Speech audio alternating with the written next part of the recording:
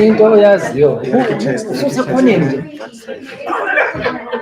asakho nokukhuluma awukumnandi fresh so ispace isuka uzofika ngespace imic yakho yeah izofika la yeah manje kile futhi ususekhona usuthule engathi uyakhuluma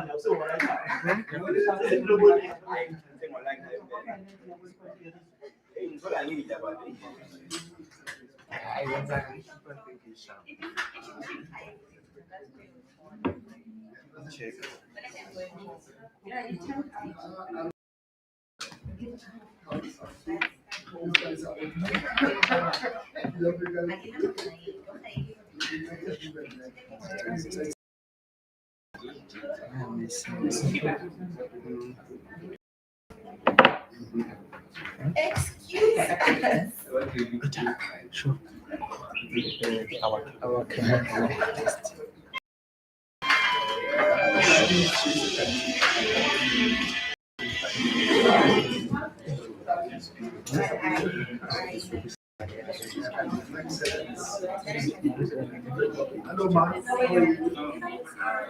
Can you click?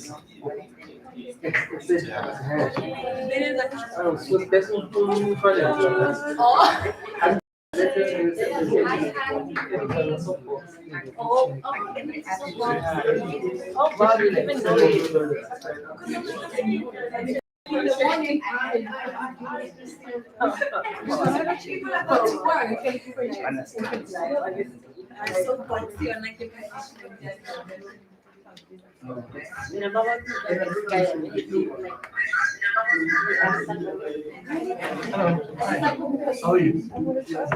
Our annual meeting.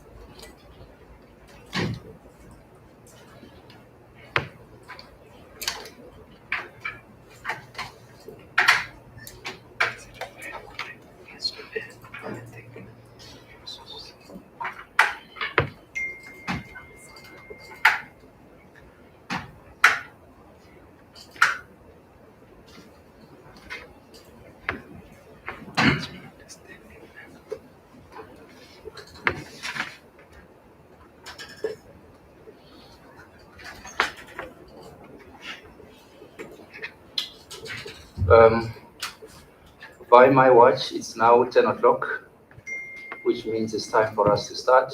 Good morning, everybody. My name is Vicky Porter. I am the Senior Manager for Public Relations and Communications here at Umalusi. Welcome to the State of Readiness media briefing in respect of the 2025 national examinations. Before we start, I am going to introduce the panel. Seated next to me is the Chief Executive Officer of Umalusi, Dr. Mafura Gomezi, who happens to be the President of the International Association for Educational Assessment, IAEA, until 2027. Next to Dr. Gomezi, we have Dr. Mary Antoinette Liwayo, who is the Senior Manager for the QAA unit, Quality Assurance of Assessment unit, responsible for post-school qualifications. Next to her, we have the Executive Manager responsible for the branch, Dr. Eva Suji, Qualifications and Monitoring, Quality Assurance and Monitoring. Then we have, and I have to go slow, every time when we introduce him, we've got to be very careful. His name is Mr. Dr. Pogwani. He's a Senior Manager for Quality Assurance of Assessment Unit, Schools Qualifications, and then we have the Executive Manager for the Qualifications and Research Branch, Dr. Emmanuel Sibanda. I'm sure you have been handed the program for today. In terms of how the run, I have introduced the panel, and we will have the CEO of Umalusi welcoming us. Thereafter, he will hand over to Dr. Liwayo to read the media statement in respect of the readiness of the system. Then the CEO will conclude on the basis of the statement. Then we will open the floor for discussions. Before I hand over to the CEO, I think we need to start with a commercial or a congratulatory note to Bafana Bafana. I'm sure everybody is aware that they've secured their ticket to North America next year by beating Rwanda 3-0 last night. And we are grateful for that. Thank you very much. Now, back to today's business. I am now going to hand over to the CEO to give his opening remarks. Over to you, CEO. Thank you very much, Vicky. Thank you very much, Mr. Lipota. Let me start by greeting the following people: members of the public, Umalusi officials, members of the media, ladies and gentlemen. I'd like to express our appreciation to all media houses for covering this briefing, thereby ensuring that our message reaches all the people of our country.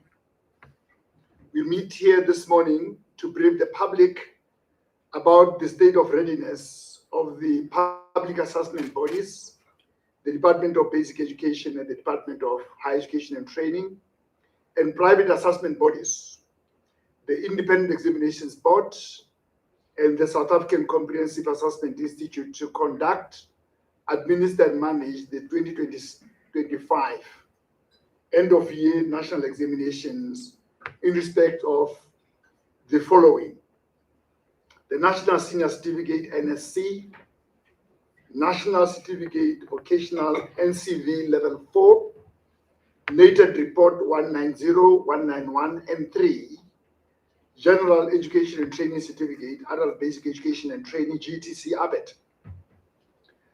Prior to presenting our report on the readiness of the system, let me take the opportunity to update members of the public about some developments in the sector, that is, the general and further education and training system of our education system.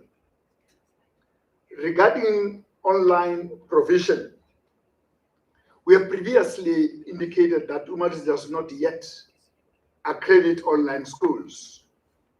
The reason is that there is currently no regulatory framework for online education. We have also communicated that the Department of Basic Education has been working on interim measures for the purpose of regulating online schools. Regrettably, not much progress has been made in this regard.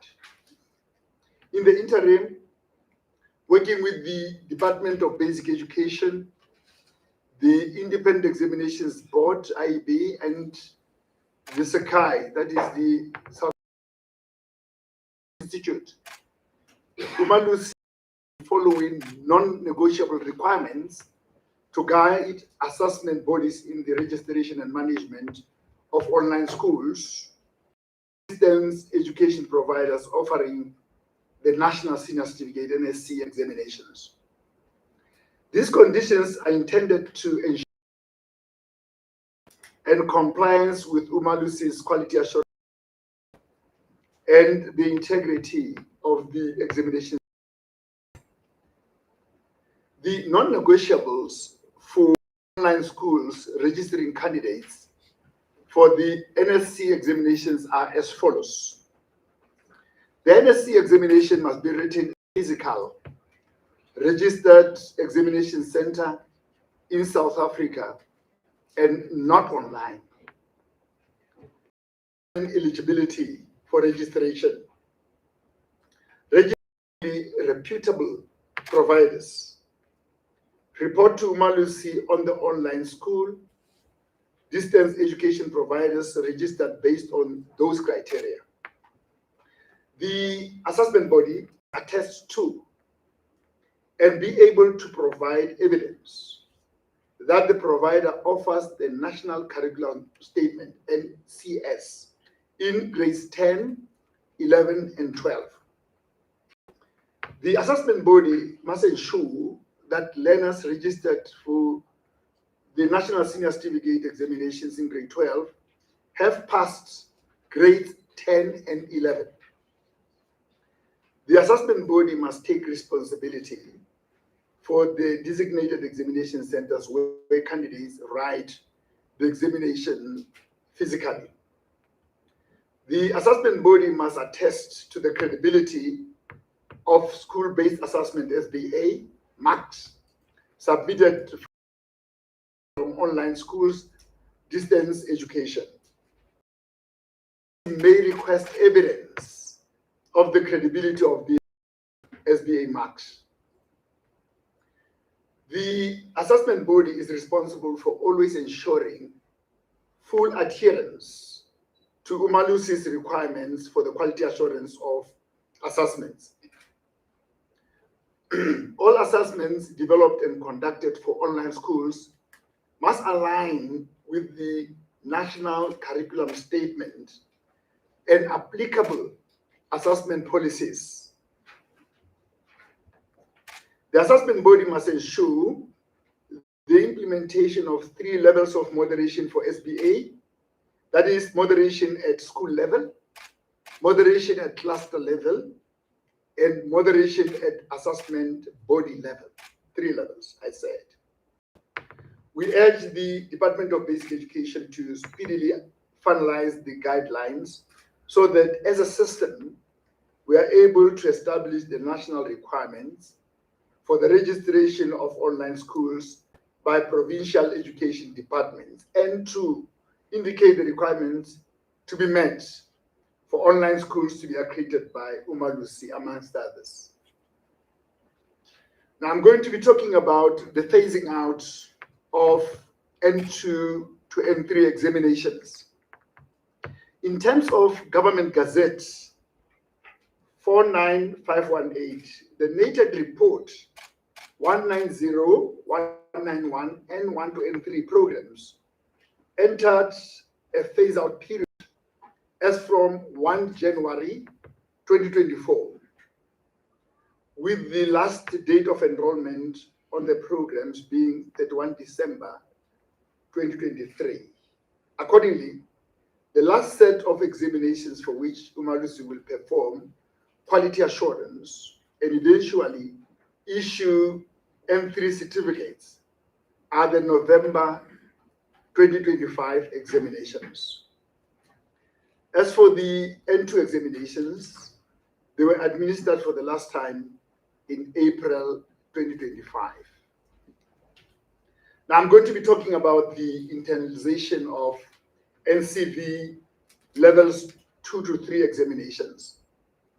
Government Gazette 53015, which was published on the 15th of July 2025, directs that NCV levels 2 to 3 examinations be internalized and that Umalusi ceases quality assurance of the examination in question. The implication is that from now onwards, Umalusi is no longer involved in the quality assurance of NCV levels 2 to 3 examinations, including the issuing of certificates to successful candidates. The only NCV examinations for which Umalusi will continue quality assuring are those connected with NCV level 4. However, the levels 2 and 3 examinations will continue in the TVET colleges. Levels 2 and 3 examinations will continue in the TVET colleges. Now, on another subject, and that is the close monitoring of the Department of Higher Education and Training. Given the lapses in the conduct, administration, and management of its assessments and examinations, the Executive Committee of Umalusi Council, EXCO, has directed that the Department of Higher Education and Training be placed under the close monitoring of Umalusi during 2025. The objective has been to ensure that the Department of Higher Education and Training puts in place stringent measures to adequately address the recurring areas of non-compliance that Umalusi has identified over the years. If left unattended, the lapses in question could undermine the validity of the exams and the integrity of the certificates issued by Umalusi. On account of that, several rounds of engagements have taken place between Umalusi and the Department of Higher Education and Training, including inspection of the facilities and systems used by the Department of Higher Education and Training. Based on the reports submitted to Umalusi recently, we can confidently report that the exercise is yielding fruits. In specific terms, there is noticeable improvement in the systems used by the Department of Higher Education and Training to conduct, administer, and manage internal assessments and examinations. Umalusi will finalize a report on the outcomes of the close monitoring process in 2026 and will communicate it to the relevant stakeholders. Ladies and gentlemen, getting back to today's business, Umalusi is legislatively mandated to assess the capacity of both the public, that is the DBE and DHET, and private IEB and Sakai assessment bodies to conduct, administer, and manage national examinations associated with all the qualifications registered on the General and Further Education and Training Qualifications Sub-Framework otherwise known as the NQF levels 1 to 4. This is the sub-framework of qualifications for which Umalusi has the mandate to assure the quality. The details will be provided in the report to be presented by Dr. Gliwayo. And I'm, with the permission of the program director, handing over to Dr. Mary Antoinette Gliwayo. Over to you, Dr. Gliwayo. Thank you, CEO. Greetings, everyone. The General and Federal Education and Training Quality Assurance Act, Joint Factor Act number 58 of 2001, as amended, established Umalusi an independent statutory body to take responsibility for quality assurance in general and federal education and training in South Africa. In terms of the National Qualifications Framework, Act number 67 of 2008, as amended, Umalusi has the mandate to develop and manage a sub-framework of qualifications at levels 1 to 4 of the NQF and related quality assurance processes. In accordance with that, Umalusi has concluded the audit of the state of readiness of the public, meaning the Department of Basic Education and the Department of Higher Education and Training, and private assessment body, that is the Independent Examinations Board, and the South African Comprehensive Assessment Institute, to conduct, administer, and manage the 2025 end-of-year national examinations in respect of the following qualifications. The first one is a National Senior Certificate. This qualification is assessed by the Department of Basic Education, the Independent Examinations Board, and the South African Comprehensive Assessment Institute. Followed by the National Certificate Vocational, levels 2 to 4. This is assessed by the Department of Higher Education and Training. The next one that is the qualification that we are responsible for is the NATED Report 190, 191, NG2 and 3 Engineering Studies. This is assessed by the DHET. And lastly, the General and Education Training, Adult Basic Education and Training, that is the GETC ABET. This qualification is assessed by the DHET, the IEP, and SACA. In auditing the state of readiness of the system, Umalusi uses a framework that looks at various focus areas, including number A, the registration of candidates, B, the adequacy of the appointed personnel to manage the examinations, examination centers, and marking centers, C, the external moderation of internal assessments and question papers, D, the adequacy of security measures in relation to printing, packaging, storage, and distribution of question papers, E, the functionality of the systems used to capture learner marks, and F, the functionality of structures established to deal with and handle assessment and examination irregularities. Now, the audit process was conducted between 11 August and 9 October 2025 across all 9 provincial education departments. The overall goal of the audit process has been to determine whether the measures put in place by each of the 4 assessment bodies, meaning the DHET, the DBE, the IEB, and Sakai, are adequate to ensure the credibility and reliability of the assessment outcomes. The next section reports on the audit outcomes, starting with the number of candidates registered to write the examinations. In terms of the size and shape of the system, over 1 million candidates are registered across 4 assessment bodies to sit for the 2025 end-of-year national examinations. The figures are based on final registration data that Umalusi has received from the assessment bodies. The breakdown of the candidates by qualification and assessment body is as follows. Board National Senior Certificate. Now, I'll give you the stats of the Department of Basic Education and Department of Basic Education. Now, the department has registered 766,543 full-time candidates.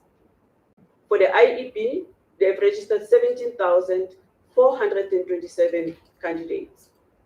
The Sakai has registered 6,174 candidates. In total, 790,144 National Senior Certificate candidates have been registered for the 2025 end-of-year examinations. Coming to the National Certificate Vocational Level 4. This qualification is assessed by the Department of Higher Education and Training, and in total, 40,822 candidates have been registered for this examination. The next examination is the NATED Report 190, 191, and 3 Engineering Studies. For this qualification, the registration process has not yet been finalized. Lastly, we've got the General Education, Basic Education and Training, that is the GETC. This qualification is assessed by 3 assessment bodies. Firstly, the Department of Higher Education and Training has registered 50,129 candidates.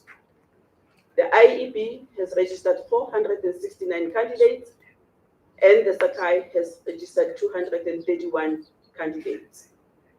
Therefore, for the GETC IBET 2025 examinations, 50,829 candidates have been registered. The numbers given in the table above, or that I've indicated, shows that the NSC accounts for the largest share of the total candidature. The DB is 766,543, excludes the 137 and 18 part-time candidates, that is, these candidates that are out of school, who will sit for the examinations to improve their results achieved in the previous examination sitting. So taken together, the number shows that the DB is full-time and part-time candidates amount to 903,561 candidates. All the NSC candidates have been issued with admission letters.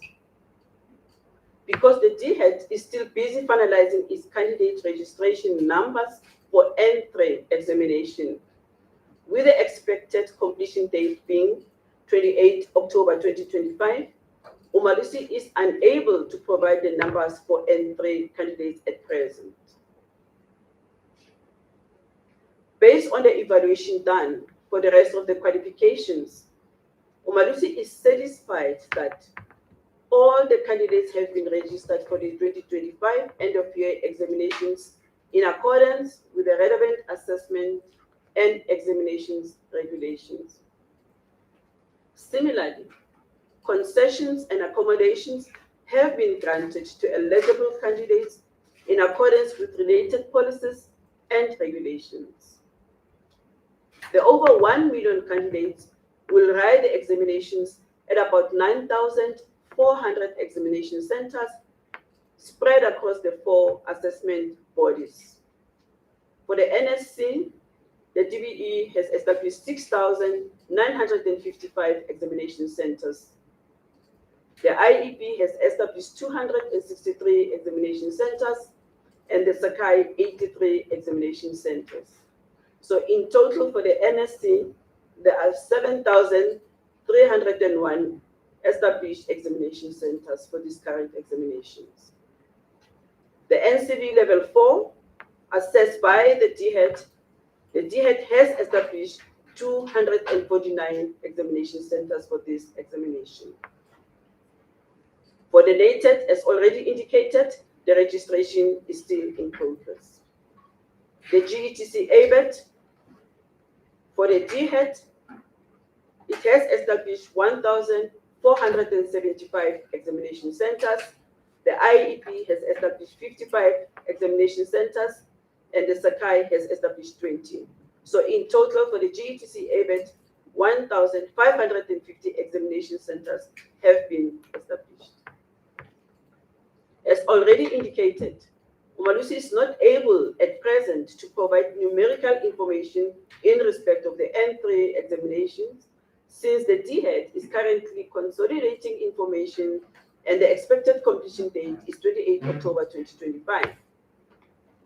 The audit of the examination centers and storage points for the examination materials, including answer scripts, have been completed. As per the norm, the examination centers have been categorized into low, medium, and high risk centers. The risk level or rating is determined by whether the center has a history of involvement in irregularities, whether the examination venue is a private center, especially a private college administering the DHET examination, and lastly, whether the center is administering particularly the NSC examinations for the first time. Based on the outcomes of the risk assessments conducted, Umalusi is satisfied that there are adequate measures in place across all assessment bodies to mitigate the risks identified at high-risk centers.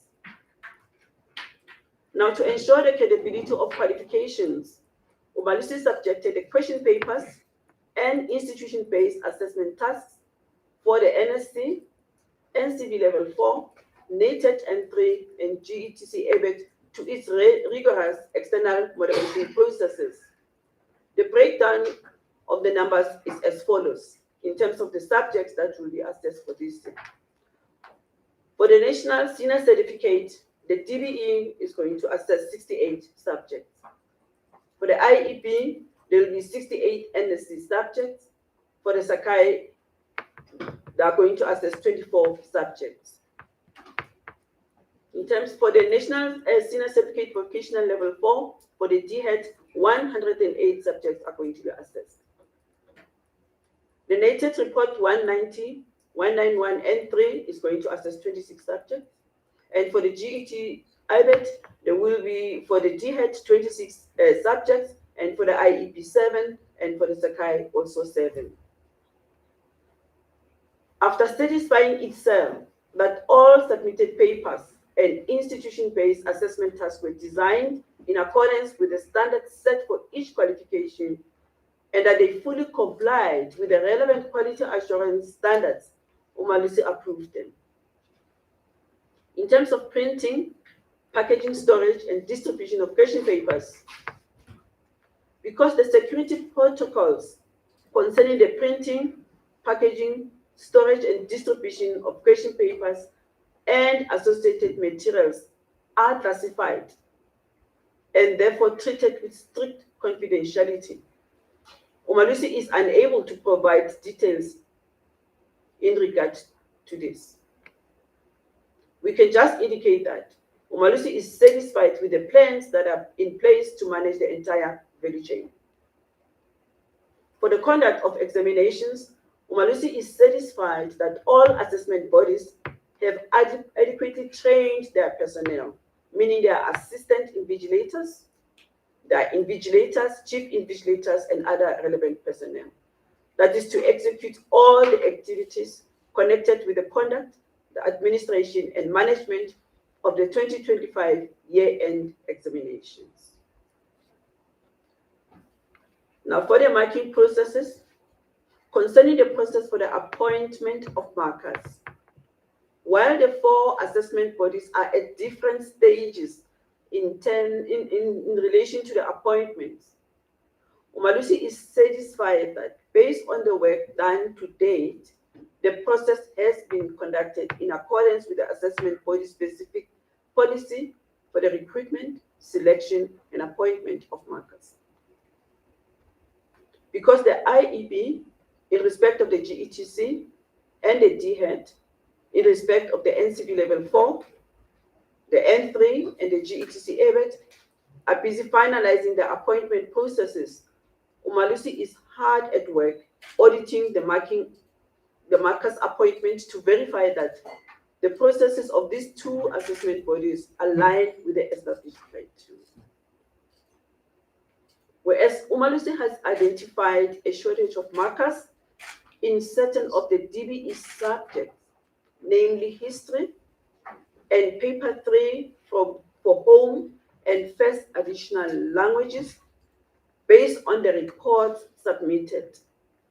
Umalusi is satisfied that the DBE strategies in place, which include additional recruitment drives, early start of marking, and extending the duration of the marking period in the subject's consent, will ensure that these gaps are bridged by the time the marking of the scripts starts. All markers appointed across the 4 assessment bodies will be trained prior to the commencement of the marking. The marking process will unfold in a staggered manner, commencing on the 15th of November and ending on 18 December 2025. Umalusi will monitor the implementation of a staggered marking approach to ensure that the process is not compromised. For the capturing of marks, the outcomes of the audit process have confirmed that the mark capturing system used by each of the 4 assessment bodies are compliant with the requirements of Umalusi. In terms of the process, the assessment bodies will use a double entry system where one official captures the marks and another one verifies the captured marks. Importantly, all the assessment bodies will have their mark capturers trained before the start of the mark capturing process. Each of the 4 assessment bodies does have relevant structures to address and manage assessment and examination irregularities. Should they arise, irregularities will be managed in accordance with the regulations governing the conduct, the administration, and management of assessments and examinations. Now, in terms of the overall assessment, based on the report presented, Umalusi is confident that, by and large, the system is ready to administer the 2025 end-of-year national examinations. For that reason, Umalusi applauds the efforts of the DBE, the provincial education departments, the DHET, IEB, and Sakai, and all other role players for doing everything humanly possible to uphold the credibility and integrity of the examinations. While the report flagged some areas of concern, the issues are not systemic in nature to compromise the overall credibility and integrity of the November 2025 examinations. All the contents have been brought to the attention of the relevant heads of provincial education departments and the directors general of the DBE and the DHET, the CEOs of the IEB and Sakai, for the corrective actions to be taken before the start of the examinations. Umalusi encourages all assessment bodies to make use of the remaining days between now and the start of the examinations to tie up all the loose ends. For the road ahead, going forward, Umalusi will undertake the oversight monitoring of the writing of examination at a sample of examination centers across the 4 assessment bodies to ensure that assessment bodies mark the candidate scripts according to the approved marking guidelines and that the standard of marking is consistent and fair. Umalusi will conduct the verification thereof. These processes are meant to determine whether the assessment bodies conduct, administer, and manage the examinations in accordance with the prescripts of the regulations that govern the national examinations. All the processes converge around the need to ensure valid and reliable results and maintain the credibility of the assessment. The last three quality assurance processes that Umalusi will undertake beyond the capturing of the learner marks by the assessment bodies are the standardization of learner results, which is performed by the Assessment Standards Committee of Umalusi Council, and also the approval of the release of the learner results conducted by the Executive Committee of Umalusi Council, and lastly, the certification of learner results. The approval decisions of the EXCO of Council will be communicated publicly during a media briefing on 9 January 2026 at Umalusi. In approving the release of learner results, Umalusi confirms that the assessments leading to such certification was of the required standard across all qualifications for all examinations conducted. Finally, Umalusi will issue certificates to successful candidates within 3 months of the approval of the release of results by EXCO. The meeting of this deadline depends on the timely submission of the certification data by assessment bodies. Umalusi wishes the class of 2025 strength and determination as they enter the final lap of their journey within the general and further education and training system. I thank you.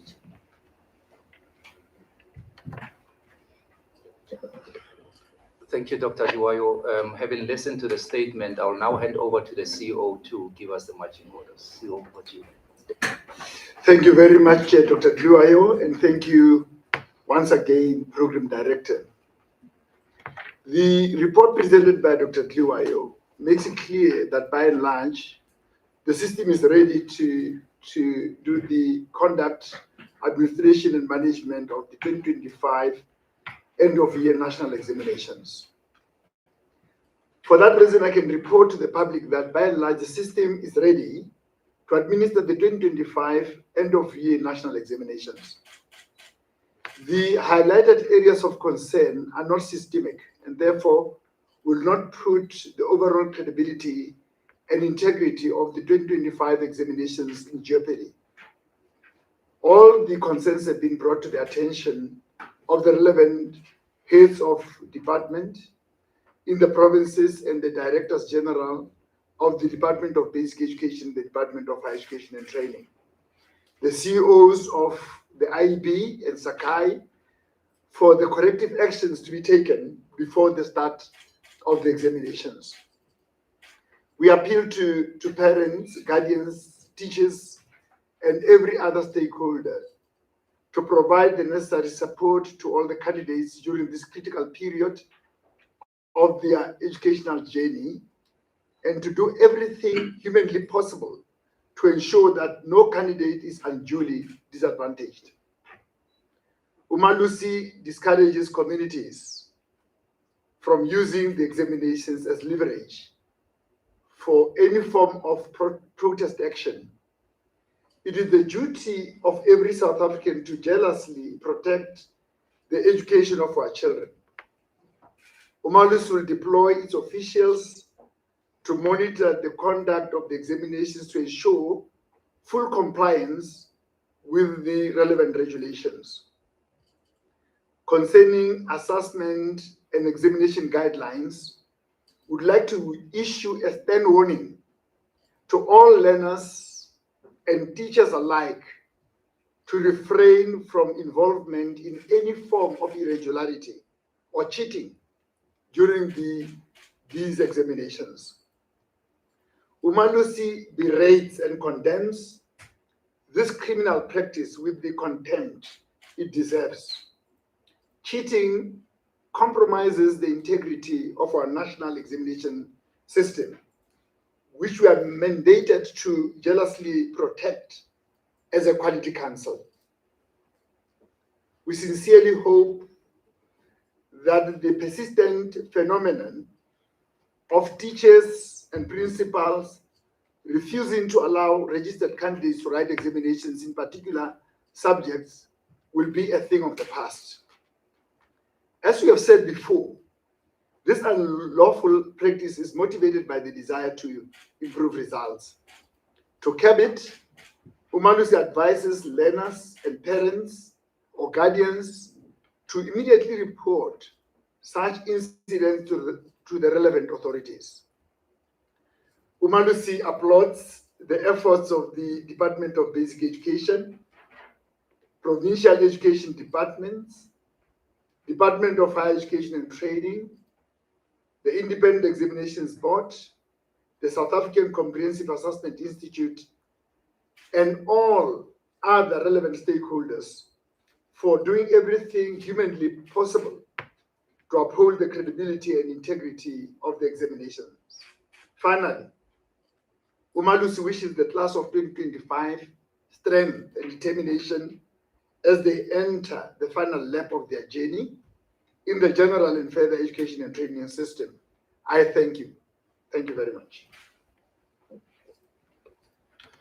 Thank you very much, CEO. Thank you very much, Dr. Liwayo. Colleagues, that's the message of Umalusi in respect of the 2025 year-end examinations. We are now going to allow everybody in here and those on the platform to ask questions, make comments, and the colleagues to my right will respond to all those questions. I'm sure those of us who are here know how the mic works. If you want to talk, you just turn on the mic.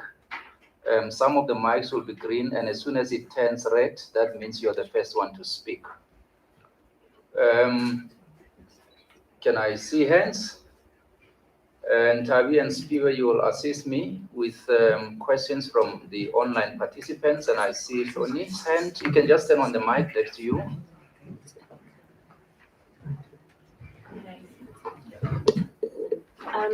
Thanks, Abut Biki. Shoni Mtunkulu from ENCA. I don't know how many rounds of questions we have. I have a few just to follow up from the statement, but maybe the first one. Maybe the first question would be. Maybe let me just check. If the mic is off, are you able to hear? Okay, thank you. Yeah, Shoni Mtunkulu from ENCA. The first question is on the online schools. Maybe the two questions about the online schools. What has been the delay in finalizing the guidelines between yourselves and the Department of Basic Education? Or is it a DBE issue actually? And then it seems, but maybe I'm wrong, that Umalusi doesn't seem to have an appetite for online schools. So maybe just a recap of what the concerns are, or what the issues are around the online schools, especially because we've seen that they're becoming a bit popular, but there are all these issues that keep coming up, especially around UCT, and I don't know if that's related to some of the issues that you raised. And then on the DHET institutions, when you talked about, I think it was the CEO that you've directed that DHET be placed under close monitoring by Umalusi, and otherwise the exams could be undermined and the issuing of the certificates, if I got that correctly. Please, can we just get a clarity on what drew or raised the concerns around the higher education situation? And also, is it particular institutions, or is it particular institutions, particular parts of the DHET system, or is it just broadly a problem within the DHET space, and how concerning is that? I have other questions. Okay, we will come back to that. We would like to ensure that you ask all the questions you have before you leave here so that you report accurately. Thank you. Let's move to Elise. Oh, okay. Okay, you go first. Nerea Shakuza from the SABC. You did speak about the issue when it comes to some of the concerns, even though you were saying they are not systematic. Can you just go into deep with regards to those concerns? What are they? And also the high risk, low risk, and medium risk. How do you determine which schools are the high risk, low risk, and medium risk? And how many do we have? How many high risk do we have? Medium risk do we have? Low risk do we have? Thank you. Thank you, Noria. Can go back to Elise. Ines Parker, I'm from the Pretoria Record newspaper. Congratulations to Umalusi. It sounds very good. I just need to hear, having a daughter myself who's a teacher, always queuing up in December to do some marking, if you could just give us some of the reasons for the shortage of the markers, and then especially for those subjects that you mentioned, like the history, what would these reasons be for the shortage of the markers? Okay, maybe let's pause and allow the panel to reasons for the shortage of classification of the concerns that we have. Maybe Noria, can you just repeat your first question? Okay. I think it's the CEO that mentioned there are concerns that you have, but you said they will not compromise integrity, because I think you said they are systematic or not systematic. I just want you to go deep on that in terms of what are these concerns, please. Okay. Is this on? Yeah. Thank you very much. Thanks for all the questions. Greatly appreciated. The space of online schools is the terrain that we have not entered into before. Online schools in the main were introduced by COVID-19. So we have not navigated the space before. So when it comes to the determination of policy, there's to be a lot of consultation. And also that there are a lot of complexities. It's not as simple as all that.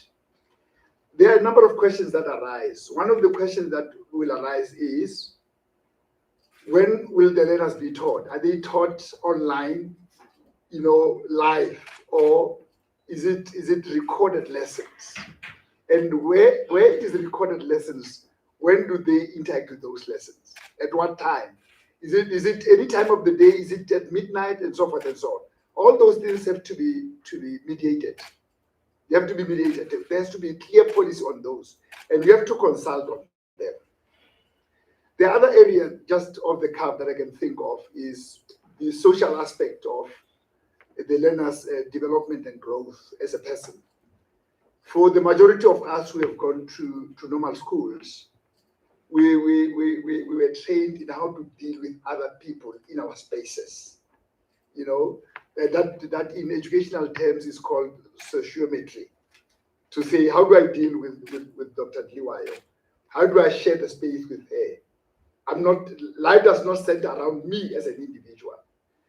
And one other thing that has to be looked into over and above that is, look at you, look at me. We've got networks that were established at primary and secondary. What happens to the social activities of these learners in terms of the networks that they have to establish? So it's a very complex space. Very complex space is a minefield that we have to navigate very carefully before we can say these are the policies. I've merely scratched the surface in terms of the complexities I want to submit. Now, where Hloni is saying it would appear Umalusi does not have appetite for online schools. That is true. That is very far from the truth. Otherwise, we would not be having these interim measures as we have the non-negotiables. We have the non-negotiables that are a placeholder as we are waiting for the policy to be established by the department. Umalusi has got appetite. In fact, some of them are running, but under those stringent non-negotiables. On the question of the close monitoring of the Department of Higher Education and Training, Umalusi is on record during the approval meetings where we said the department has administered a wrong question paper, system-wide. That is big. That is big. And in 2 years, I can't remember the years, but even in 2 years this year, the students had to come and rewrite the paper because they'd been given a wrong question paper. The challenges are many. That is why we have had to engage in this kind of close monitoring. I can just cite one example of what comes to mind. The late start of marking, for instance. The people arrive at the marking center, the department is not ready to do the marking guideline discussions, the venue itself is not ready, and so forth and so on. So we are trying to say to the department, strengthen your processes such that we don't have those weaknesses that we have witnessed year after year in the past. Otherwise, like I said, they'll compromise the examinations that we to quality assurance and undermine the certificates that we issue. Yeah, very important. And I must say, with the close monitoring, like I said in the statement, we're observing steady improvement on the side of the Department of Higher Education and Training. Where we say the areas of weakness are not systemic, it means that the impact is not going to affect the whole system and therefore compromise the examinations. The things could be sporadic. It could be an area where we say this question paper storage facility, we're not happy with it. Before the examinations commence, the head of department must take corrective measures, must take remedial measures to correct the situation here. And we'll make sure that before the examinations commence, that situation is corrected. It's not systemic because, for instance, Dr. Dua mentioned the shortage of markers. That is not systemic because, as she read the statement, it was clear that measures are being put in place to get additional markers so that by the time marking starts towards the end of November, beginning of December, already those markers will be in place. So I want to clarify that point. The distinction between low risk, medium risk, and high risk. Low risk, it is where there is potential for the examinations to be compromised. Potential, there'll be no compromise. But as we do our monitoring, we say, but here is an area of weakness that is likely to compromise the system if it is not corrected. Medium is where there have been incidents where examinations have been compromised, which incidents could be easily corrected moving forward. High risk is repeat offenders. Repeat offenders in a manner that really would compromise the examinations. And what does the department do? In such instances, they have resident monitors who are independent of the center. They are not teachers at that center. They are deployed to be resident every time a paper is written at that institution. That's how we categorize the examination centers in broad strokes.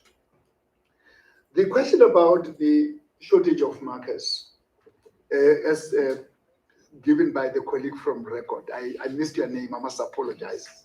Elise. Elise, what happens here is that for people to come and mark, one, they have to apply. And where they would have applied, they must meet the requirements in terms of qualification and experience. It could be that we receive adequate number of applications, but they don't meet the criteria. It could mean that we do not have enough responses because people have to make a choice whether they want to be at home during the school holidays or they want to go and mark. So it is up to the department to re-advertise and persuade people to apply. And even when we get the pool of people who have applied to come and mark, you still have to tick the boxes whether they qualify, they meet the criteria, and only then can you engage them. So it is quite a long process where we have shortages, and we are going to make sure that nobody touches the scripts of the learners when he does not have the requisite qualifications and experience to mark. Mr. Potter? Thank you, Mr. Wonders. Let me see if we do have follow-up questions from here before we check what's happening on the online platforms. Follow-ups, Tony?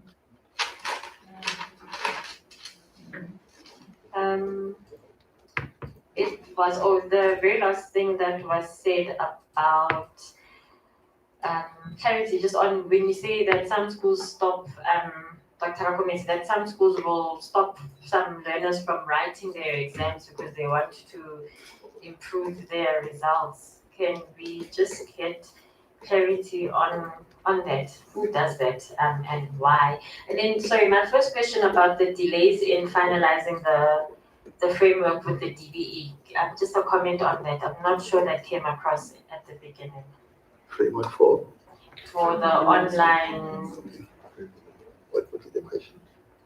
So what has been the delay in finalizing the guidelines with the department? Okay, delays, okay. Just lastly, pressing you on the CEO, I just want to know with the high risk, where are they and how many are they? The high risk centers, that is. Can I respond with your permission, Mr. Reporter? The question asked by Mary, I'm going to start with your question. I'm not going to tell you how many they are. I'm not going to tell you where they are, because that is a security issue. We are not going to name and shame here and say, no, they are in this area, that area, because that's where then the people will go and compromise the system even further. It is something that is for us to monitor, to ensure that we don't have a recurrence of these anomalies in terms of the weaknesses that we have observed in the system. But we cannot make a public declaration and name and shame and overexpose those centers to the extent that everybody would know that Center A is high risk. Therefore, we have to be watching them, all of us. No, it is for the quality assurance body to keep this close to its chest and do its monitoring together with the relevant assessment body. So I'm not going to disclose, madam. I'm not going to disclose.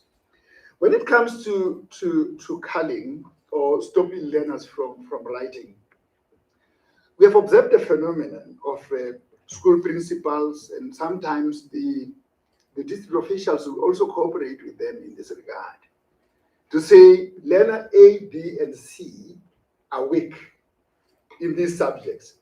Therefore, we're not going to allow them to write lest they affect the results of the school. And we're not able to get the 80%, 90% that we need to get. Therefore, we are going to make these learners to write only 4 subjects, such that they are not counted in the overall pass percentage. That for me is criminal. It's criminal.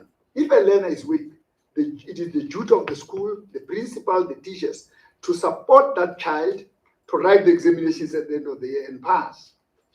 Now, for you to say you're not going to write the subject, it's illegal. It's not allowed. Hence the appeal that if a parent or a learner faces such a situation, it is their duty to report to the officials. If not at the district, at the provincial level. If not at the provincial level, at national level. This practice cannot be allowed. Where people want to occupy a certain position in the league tables of the whole country at the expense of the future of learners, that cannot be allowed. That's what we are referring to. Now, on the delays, I tried to explain how complex the space is, and I gave a few examples. And I'm saying it is not for the department and Umalusi to sit and decide what the policy is going to be. We have to consult and navigate this very complex space that I've referred to earlier on with a few illustrations that I gave. And I said the illustrations that I gave are not exhaustive. The colleagues here could mention even more to say these are the complications with online schools, which we have to thresh out with all the stakeholders before we can have the policy crystallize to the point where the minister would sign on it. Hence the delay. We have to consult to the extent that by the time we finalize the policy on online school, we'll be satisfied that we have covered all the bases. Okay. Thank you, CEO. Do you have anything coming from the online platforms, Ntabi? Nothing? No. I think we've adequately responded, but I want to allow maybe the last, or maybe the second last round. Elise, you want to come back? Dr. Rukumesi, I'm just looking a little bit wider in the education field at present with what is happening at Fort Hare and with the University of the Free State. And you just referenced there that the leverage of communities perhaps using protests. Have you heard any pre-intelligence about this? Perhaps there's a spill over to the schools during the exams. I would just like you to reference and just extrapolate on that comment that you made about the protests. That's number one. Frega? Good day. I just wanted to check on the moderation of papers. Basically, the question is, have any major issues been picked up during the moderation of the question papers? I know we mentioned that DBE is assessing, I think, 58 to 68 papers. Could we have some indication around the major issues identified? Okay, is that the last one in this round? Okay, maybe let's respond to that. Okay. Should I respond, Marisa? Will I respond? Dr. Suji will respond. Okay, I can maybe respond to the papers in terms of the T-head. I think we had a problem with the tourism level 4 paper, but then we actually bring all those role players together, the internal moderator, the examiner, and the external moderator, and we had a meeting, and we came to the conclusion, and the internal moderator did then change the paper so that it is to the standard of what Umalusi is maintaining. I also just want to say that at the end of the day, all question papers were approved by the external moderators of Umalusi. Thank you. Can I start where Dr. Suji has left off to say, in response to Prega, that in the normal course of things, there's moderation. And with moderation, the paper could be approved at first iteration. But in some instances, it is at second iteration or third iteration. And that report we give with the approval statement at the end. We don't give it now. We'll give the breakdown, and we'll also issue a report which we put on our website. We may not have the details at the point of the approval statement, but of course, the report with specifics for the different assessment bodies at the subject will illustrate all those points, and maybe not for now. Elise, I hope you don't want me to comment about the University of the Free State and Ministry of that is outside my scope of operation. Yeah. What we are trying to say here is that we have observed trends in the past where maybe there'll be a big strike in a particular area that prevents learners accessing the examination centers on the day when they would have prepared for the writing. Can you think of the psyche of a learner who's ready to go and write, or yourself ready to go and write?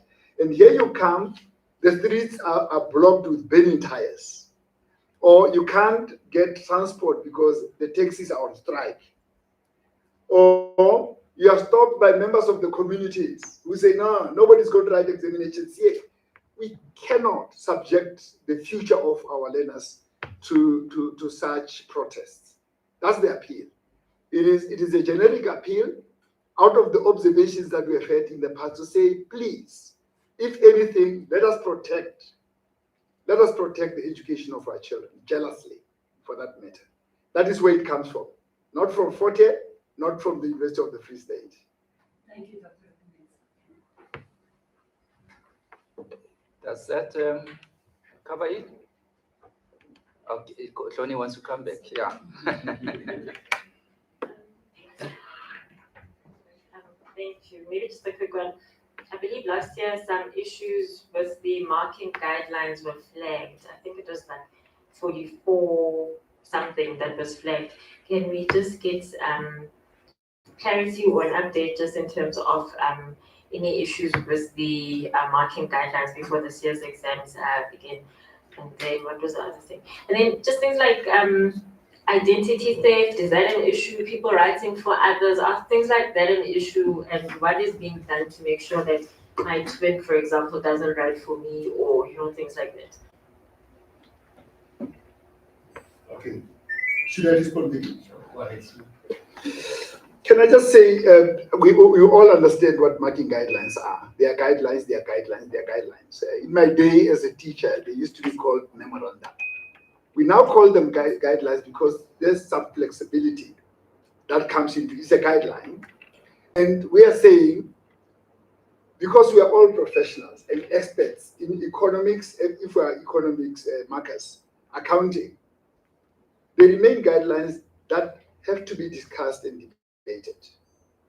And there could be a colleague who comes, for instance, in a subject like history to say, but a child, when he responds like this, he has to be credited. That has to be debated and mediated. But finally, Umalusi becomes the final arbiter to say, do we allow this answer to be marked correctly? At that point, that is communicated nationwide at all the marking centers, and then the same standard is maintained. So that there should be no contestation around those marking guidelines. What Khodi is referring to with hair tweet writing for hair is what we call ghost writing. You know. Now, what happens is that in the school setting, the teachers will know the children, but even with that, the children, the candidates still have to present their IDs and their documents to say, I've got my examination timetable, here is my ID. The teachers know the children.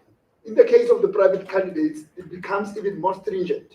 More stringent because those people are presenting themselves at the exam center for the first time. If you don't have your ID, you will not be allowed to come and write. Timetable with the subject that you have to write, plus your ID, so that there can be positive identification of the person who's going to write. Because if Dr. Kliwayo writes for me, for instance, accounting, and I pass with a distinction, when I go to do BCom at the University of Pretoria next year, I'm going to fail because it is Dr. Kliwayo who knows. I don't know. So there are those systems in place to ensure that we don't have ghostwriters in the system. I think we've covered a lot of ground. Umalusi is saying the system is ready. There may be issues based on the interactions that the Office of the CEO has had with the heads of the institutions responsible for the assessments and exams. We are confident that the identified issues will have been corrected by the time the examination starts. So this means we have now reached the end of our media briefing. The CEO is available and everybody here. I've already received requests for one-on-ones. We are here, the CEO is here, we are available. Thank you very much, and to everybody on the online platforms, we thank you very much for carrying us to the South African public. Thank you very much. Before we close, I am now going to ask Dr. Suji to give Umalusi's closing remarks. Sorry, I forgot. Yeah. Thank you, Vicky. Thank you, Vicky. Thank you, Program Director. As we come to the end of our media briefing, it gives me great pleasure to extend our sincere gratitude to all of you for your presence at the State of Readiness media briefing. As the program says, my role is to thank different parties for their respective roles in getting us here today. Thanks are due to particularly the following people: our CEO, Dr. Mapu Rakometsi, for providing visionary leadership and for steering this process. I convey a special word of appreciation to Dr. Mary Antoinette Liwayo and Mr. Dr. Pokwani and their respective teams for being the foot soldiers of Umalusi in this process. You worked hard, carrying out the essential and high-effort task of collecting information, synthesizing it to form the evidence that enable Umalusi to make the pronouncement on the readiness of the system to administer the 2025 end-of-year examinations. I also thank the public relations and communications as well as the ICT teams for working tirelessly to successfully deliver this media briefing to internal and external stakeholders. Similarly, I thank all the other Umalusi officials for their varied contributions. A special word of thanks to all assessment bodies for making sure that they deliver the examinations to the expected standard. Importantly, I wish to thank all the media houses for covering this briefing, thereby ensuring that the message of Umalusi reaches all stakeholders across the length and breadth of our country, South Africa. I would like to conclude by wishing the class of 2025 all the best as they prepare to enter a new journey of their lives. May you all have a safe journey as you travel back to your respective destinations. But before you leave, please join us for a finger lunch. Thank you. Thank you very much, Dr. Suji, for the votes of thanks, and thanks once more. So the finger lunch will be ready at 11:30. In the meantime, the CEO is available for you to engage with him and his panel. Thank you very much. In the meantime, we still have coffee and cheese outside, and yeah, Shoni, you requested. We are here.